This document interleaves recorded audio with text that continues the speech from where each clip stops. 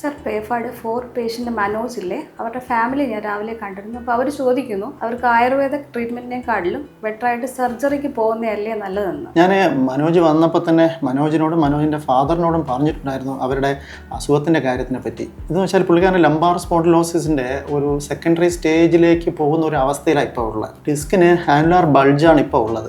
എപ്പോഴാണ് ഒരു സർജറി വേണമെന്നുള്ളത് തീരുമാനം എടുക്കേണ്ടതെന്ന് വെച്ചാൽ ഈ L4 L5 ഉണ്ടാകുന്ന ഡിസ്കിന് ബൾജിൽ നിന്നും ഹെർണിയേറ്റഡ് ഡിസ്ക്, അതായത് പ്രൊട്രൂഡഡ് ഡിസ്ക് ആയിട്ട് പുറത്ത് വരിക, അത് സാറ്റിക് നെർവിൻ്റെ റൂട്ടിനകത്ത് കംപ്രഷൻ ഉണ്ടാക്കുക എന്ന കണ്ടീഷനിൽ മാത്രം നമ്മൾ സർജറിയിലേക്ക് പോയാൽ മതിയാവും.